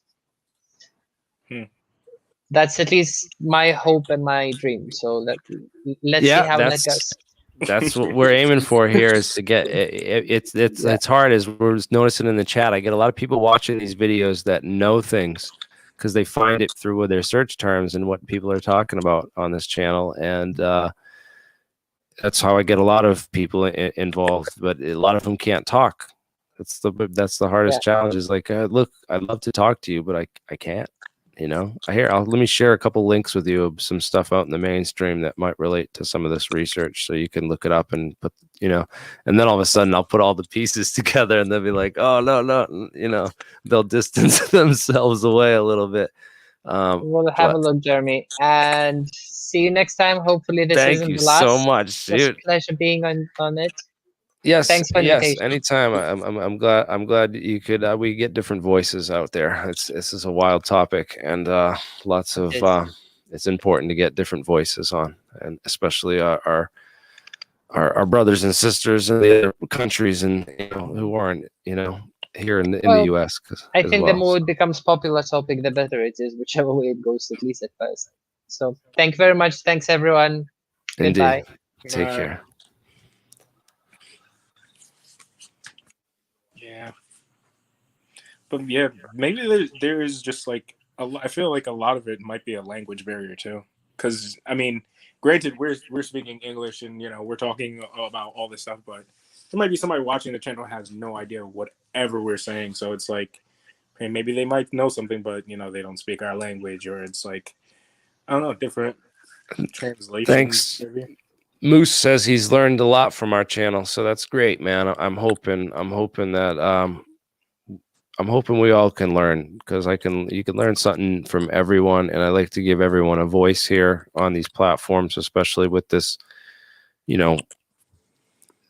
this political stuff, talking about disclosure. I want to hear what other people have to say, and I'd like, what if we could. John Brennan, didn't he give Black Vault an interview, man? I believe so. Just like, what the hell, man? What, he can't give me an interview? I'd let I'm willing to talk to the CIA. I'm willing to talk to the my government. I'm willing to hear their perspectives on this. If someone is on the inside, I know I got at least one FBI agent in the crowd watching. If you guys are doing your job, so that's the person that always asks you. it's the troll with 3 accounts sitting there. Where's George Bush, dude? Yeah, imagine if I could get an interview with George Bush and Russ. I'd like to moderate it with George Bush and Russ Baker. You guys know who Russ Baker is? No, I don't know who Russ Baker is, actually. You guys don't know who Russ Baker is? Who knows who? People have heard of Russ Baker. So let me see. I want to look up. I recently did an interview on a friend's channel. His name's Finn. And I want to plug his channel real quick so people can go check that out. Jesus, if I can find it. Yeah. I mean, I really don't think that that report that's going to come out in like 60 days or something, I really think that's just going to be a lot of smoke. It's just going to be like, oh, of course. I'm telling everyone this. Anybody that kind of watches this channel would already know, but in a sense of like, it's just all very, surface level, like nothing like, oh yeah, well, yeah, here are these crafts. But I mean, didn't they admit like having like otherworldly crafts? Like I definitely know we're not going to see them like, oh yeah, well, look, this is one of our crafts that we've recovered from this crash or whatever. However they recovered it, they're not going to ever like, oh yeah, look at this, because like as soon as they do, then it just like it would spark tensions of like the world powers of that be like in terms of like, oh, they have UFO technology. Well, we can't let them have that. Well, let's start a war about it. Like, I want that technology too. Or, it's like maybe that could be like one of the glass filters of like, once we discover this technology, will we just unite in terms of like it's mutually assured destruction for all, or will we just be like, all right, well, if it's gonna be like that, let's just get over our differences and come together at like the very least of like you respect me, I respect you, kind of deal. That would be the best. But right on. So I'm posting a link to my friend's channel. His name is Finn Bugden, and Finn Bugden. I did his interview on his channel 3 days ago, streamed, and you can check that out there. He's a real cool dude. He got a hold of Russ Baker and interviewed Russ Baker, and I want to tell everyone to go and check that interview out. It's only got 44 views, but Russ Baker runs a website called whowhatwhy.org, and that's a really good. He's a journalist, award-winning journalist, and he got into real responsible reporting, and realized very quickly that he was kicked out of mainstream media and had to form his own alternative news site, which he did, and he's done a really good job of but it's one of these things that's in the underground, and if you're not well read on I'm well read on the Bush family in particular, and he's got one of the best books on the Bush family, which this is what someone mentioned the Bush family in the comments, which reminded me of this. And, it's definitely something worth looking into and reading about and understanding as far as the history of the Central Intelligence Agency goes. And he's got some real interesting. He's got a lot of real great books in his just on this bookcase alone that just show you that he's really done his research into this stuff, and he's got some perspectives on all this history that's really quite remarkable and unique, because he's done like, he really puts it all in perspective as terms of the Watergate burglary and a whole bunch of other historical events. But I'm really jealous that that Finn got a chance to actually talk to him, and it'd be great to hear his perspective on some of my research. I'd like to send it. I got to get a hold of Russ and get and see if he'd come on the show. A lot of great books that I've get an interview with like a few like a former president, because like think about it, we have 4 past presidents, all within like can all be I know. interviewed. It's just like they only say stuff on like very few Yes, because it's like, I'll like tell you what. once you're a president and once you've gotten those 2 terms, I feel like kind of all of them is like, all right, you're there, but like, who are Now you? would be the perfect time to approach Trump and see what he has to say. Or even shit, any one of them. Or I would say George, just because like I feel George would probably let this most slip. Just like, well, True that. Like just George, because like at this point nobody's really gonna like really go after George Bush. I mean, it's George Bush. Yeah. You either liked him or you didn't. Like most people nowadays didn't even live through his presidency, so it's like, I don't think I was going to get an interview with Clinton in the first place, especially not after showing a picture like this. yeah, no. But anyways, anyway, back to reality here. No, he didn't. No, and honestly, I feel like as high as our government goes, like I feel like maybe the generals are briefed on the UAP things and some of the senators, but like in terms of presidents, they feel like they know the most, but even still, they're not in the loop. Like of terms of like granted, they might be, but like none of them ever talk out, or we never get like how there was the general or former gentleman that was in charge of the Israeli space program or something like that. He came out about like, oh yeah, there's like a whole government being aliens and everything like that, and it was just like, well, how come we don't have people like that, and like especially in like such high capacity officials. Like granted, different governments around the world are set up differently, but like we don't ever get a general of the United States like, yeah, there are UFOs or anything like that. Or if they are, they're like, captains, or like there's someone that doesn't really hold a lot of weight, but still has like some type of credible, like achievements, like, or just in terms of like, backgrounds, like you can't, credentials, they're the word.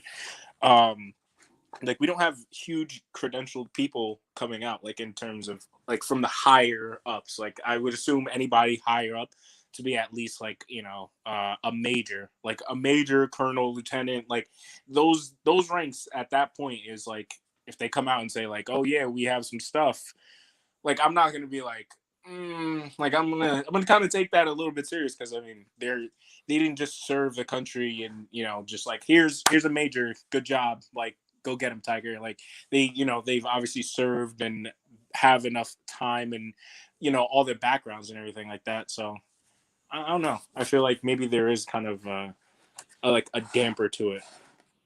Like America is probably like kind of spearheading the whole suppression of it, because like every president has to have a briefing.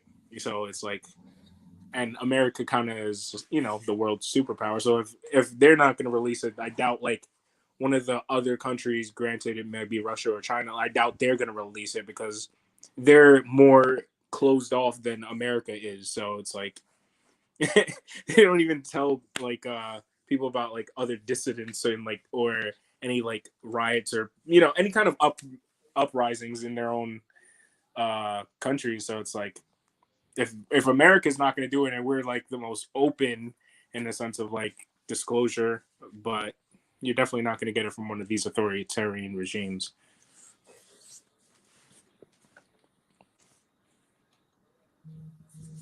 Yep, I'm just I'm reading some emails, and I'd like to thank Patrick from the other night for coming on, and I'm glad that you felt at home, and I'd like to apologize for the other night, the outburst of one of my guests, and the little drama that happened. I like to.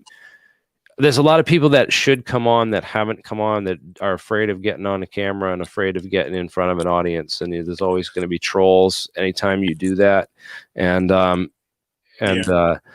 it's important for people to understand that when they want to, I'm trying to foster an environment to make people comfortable and coming forward. And I like that we had that the other night going, where people were coming on and just telling crazy stories.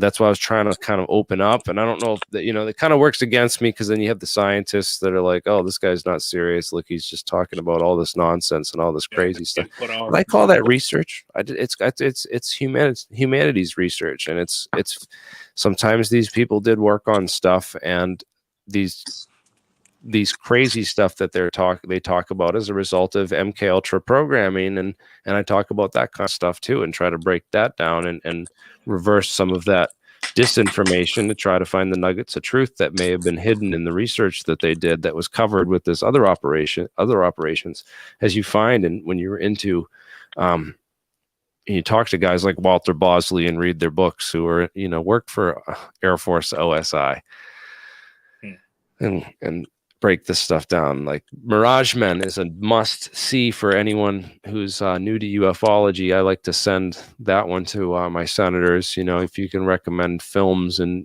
send them media that they should be watching for an introduction to this field, that's one of the ones I like to send them. And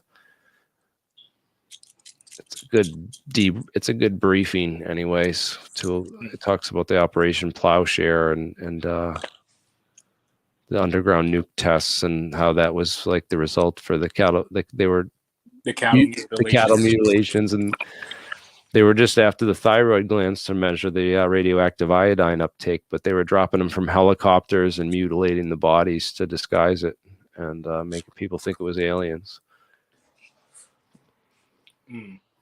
They were dressing the helicopters up like UFOs too, with lights and shit, to make them look like Close Encounters of the Third Kind, and well, that stereotypical, but in the early it's like a light bright, LEDs or before LEDs came out, I guess.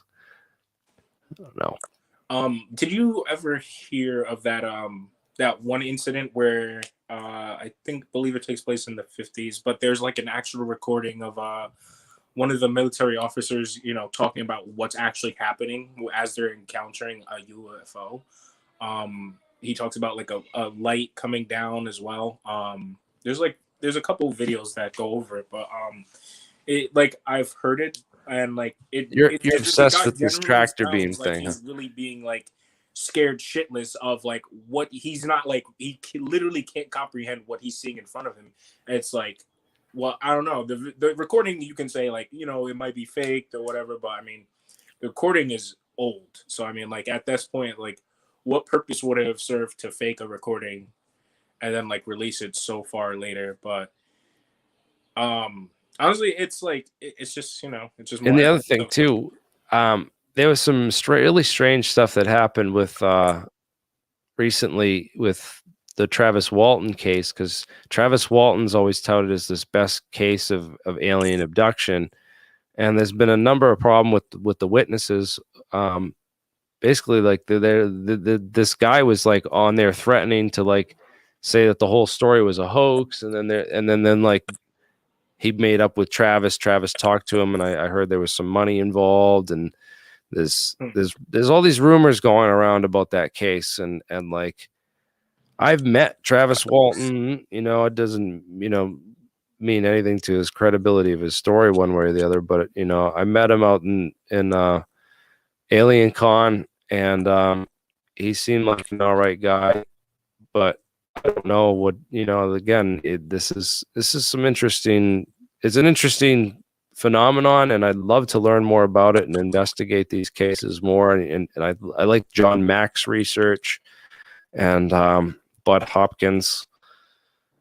those guys, I met Bud Hopkins in Watertown in 2010. I actually met him there with Nick Redfern and Leslie Keene, here in Massachusetts. That was like way back of the day. I was there with a folder full of all articles on metamaterials and quasi crystals and trying to, talk to them about top secret SAP research, and they weren't trying to hear it.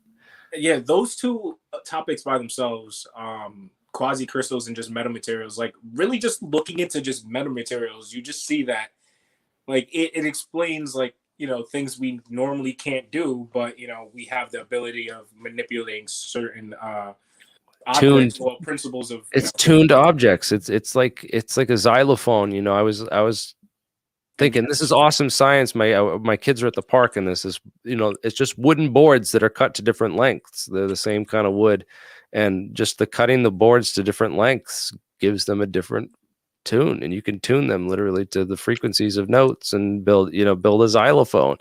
And that phenomenon in and of itself, that this resonance property and the note that this thing gives off is purely a function of the length of the material and the speed of sound in that object. And that's, or the mechanical stresses in that object, So yeah, this is live. Fox Mono. I was talking Anos about the New England US base encounter. Yeah, I was talking about that one. I'm kind of watching the live stream as well on my TV right up there.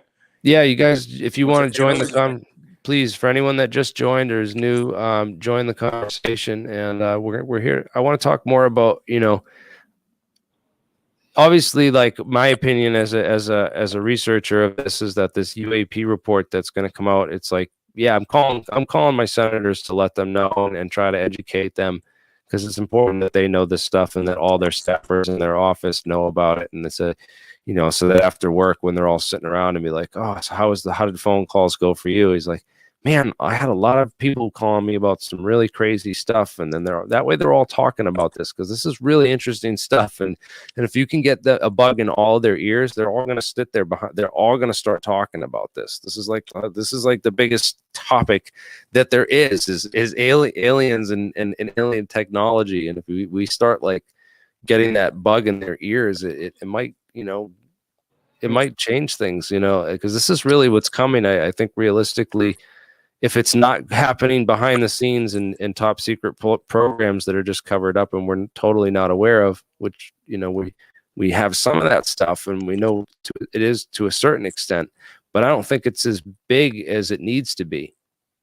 I think more people, it's because people aren't aware of it. It's even our top physicists aren't aware of the research that's, being done into quasi crystals and metamaterials, and they're not even, this guy's talking about, his Fermi labs and doing antimatter experiments with antiprotons, and he doesn't even know anti-gravity. I don't know. I watched that video the day it came out, and what I keep noticing is there really is like I follow a lot of science channels, and like at first, like it was talking about like nuclear power, how it's not that bad, and how you should give it another chance. Like I've noticed that like 3 science channels that I follow, Kyle Hill, I think it's okay to be smart. There's a couple of them, but they all came out, with kind of similar topics of like nuclear, like being the new energy source. And yes, I'm completely with that. Obviously nuclear is the best nuclear energy source that we currently have outside of fusion, but until that gets working in the next 20 years, whatever. Right. So yeah, just to recap on this stuff, guys. Kyle Hill he's got a really good channel. The whole thing with nuclear is that it gets a bad name because it was really misunderstood in its early days. A lot of people thought that it had medical benefits. They used to like bathe in uranium baths and like just radiate themselves and think that they were healing themselves, and a lot of other really dumb stuff that happened. And then there was, of course, the Chernobyl incident and the 3 Mile Island incident, which were a pure result of poor reactor design. And both those incidents created new mandates in the industries, which really changed the way that we do things with nuclear power and reactor design so that we don't have another elephant's foot or another incident like this. Yeah, And then now everybody's talking about warp drive. He had the actual scientist that came, Alcubierre, like he had him on. He interviewed him, I believe. And oh, he did. That's awesome. Yeah, I haven't seen that it's one. a push for warp now, so it's like, what happens if this is like, you know, the slow like leaking of it? You know, it's like they push it through the YouTube first, and then like, you know, there are papers come out, and then like suddenly it's like, well, you know, oh yeah, this one. Everything is making sense in the terms of like 1 week ago. I haven't seen this one yet. This is great. I'm gonna have to check this one out. Oh, what? Yeah, this like, dude's like the Thor of science, man. He really is. He's just like, he reminds me of that actor that plays Thor. One more thing before we move on. They had this and the Anatoly Bugorsky incident. This guy that stuck his head in front of a proton particle accelerator beam. Yeah, that was some crazy. He lost all the hair right there. Oh my God, that was just like, that was a crazy story. So yeah, definitely check this guy's channel out and his videos out. Kyle Hill, man, would love. He did a video too. I wanted to talk about with that. He had a bunch of posts on here about like how the, you know, quantum mechanics and relativity were the two most well-tested theories in all of, you know, science to date. And there was, you know, the muons, like about them testing it and the G-2 experiment. Yeah.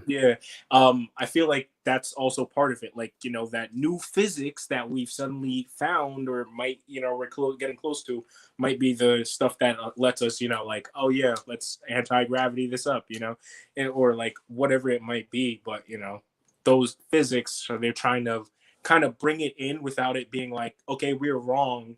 I hope so, because it's almost like, yeah, they're not aware of it and they're not paying the close attention to it, but it's going to be hard. I don't know. I'm trying to find out, because I just judging from the conversations that I've had on that video and trying to approach people with the information, I just felt like they were like, look, we just want to believe this is all settled, and you're annoying to us.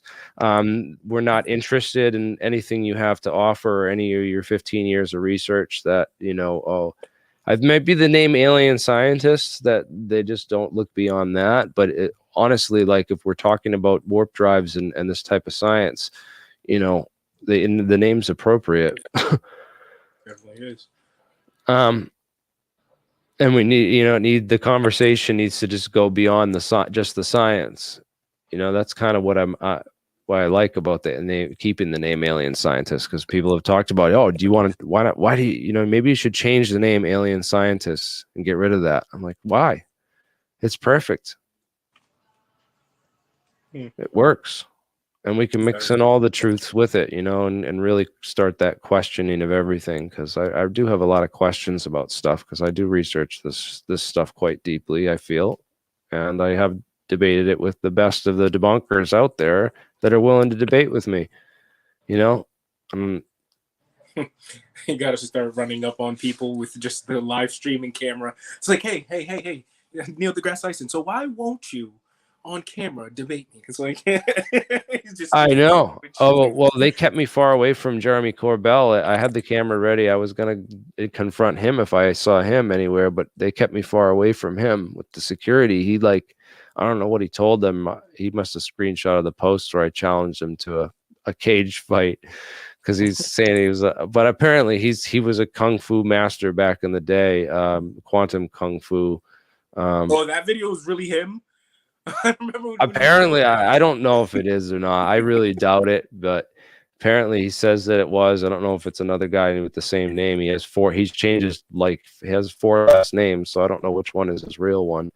That kind of reminds me of like Vladimir Putin's taekwondo. He kind of like dances with them, and it's just like you can tell like they're going easy because he's, you know, the president. But it's like it's like something to watch. He's definitely a clown, like in terms of funniness. But yeah, I really, you know, my opinion of him, I said before, is I think he's being used. to spread. I think he's being used because he's another Bobo. He's another Tom DeLonge. He's good face to put on the popularity, but he's not getting the real message out. And I think that's on purpose.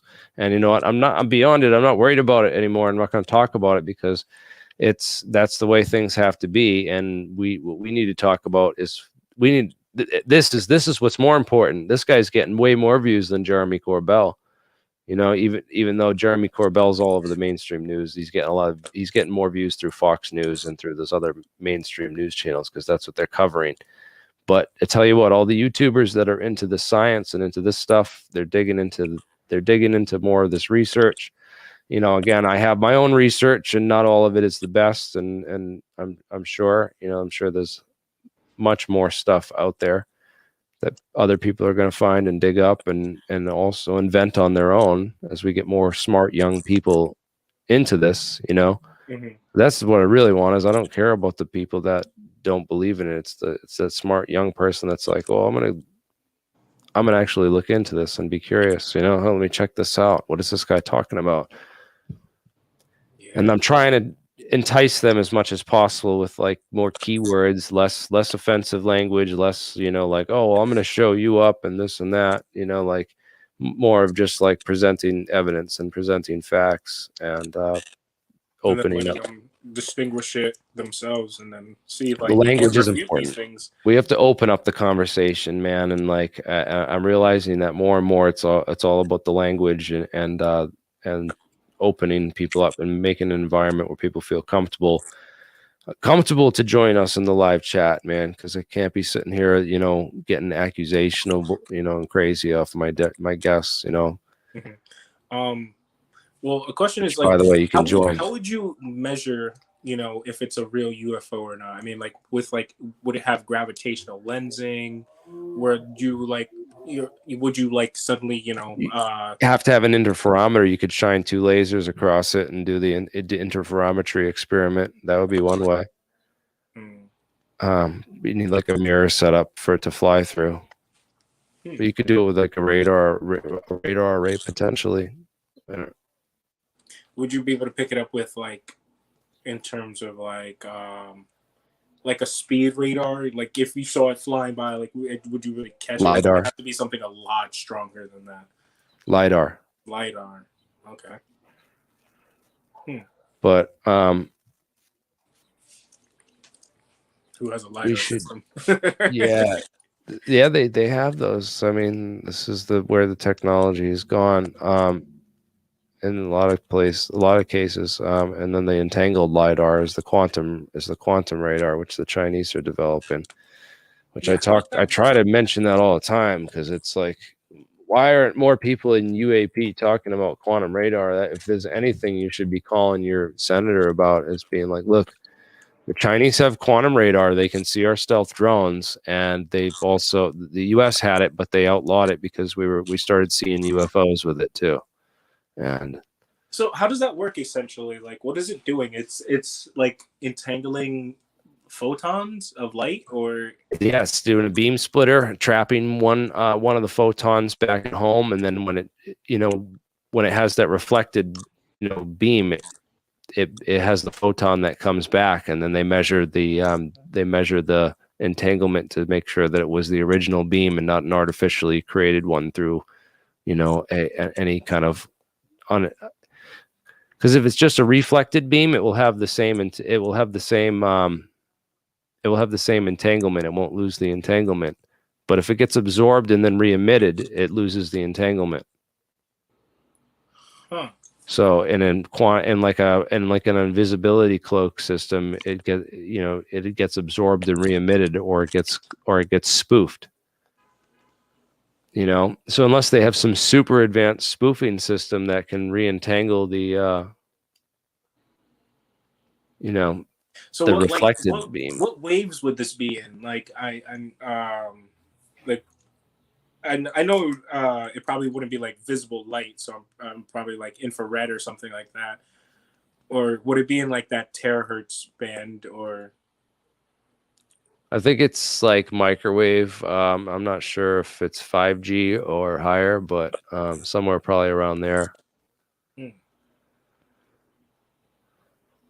That's huh. But it'd have to maybe be a little bit lower because the 5G doesn't have the range, you know. So maybe a little bit lower than that. Maybe like, I don't know, to be honest, with the exact frequency they use for it. But Would it be possible to scale it though? Like, would you be able to make one that can fit, you know, within a room?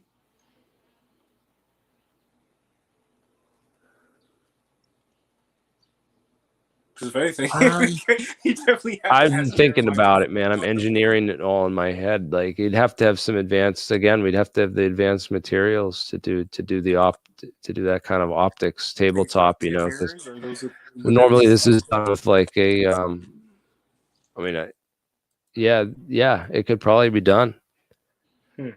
But Jeremiah, if you're watching. Jeremiah, you guys want to join and give us a lab update or anything before I end this call? I got to call someone back for a job, so I should probably get off here soon. Anyways, you know what? I'm not going to post the link. I already posted it. Nobody joined, and I'm gonna go ahead and wrap it up here pretty soon because there's lots more to talk about. We're gonna have more of these streams during the week. I got to get some guests on. I might be having Jeremy McGowan on Thursday night. I think we talked about that. I'm trying to get Brett Tingley on for this week, and he hasn't gotten back to me yet, but he's definitely someone I wanted to get on. And you know, again, Yeah, this is all crazy stuff to look into. You just said you needed the link. So what? This video. Go watch this video next and check this out. I'm gonna go watch it, and we'll talk about this on the stream tomorrow. And yeah, I gotta get going. Take care, guys. We'll do that tomorrow. All right, let's get it all set up a little bit better, and we'll do it tomorrow, Jeremiah. All right, you guys are welcome to join the call for the after party because I'm shutting the stream down. I got to make a call.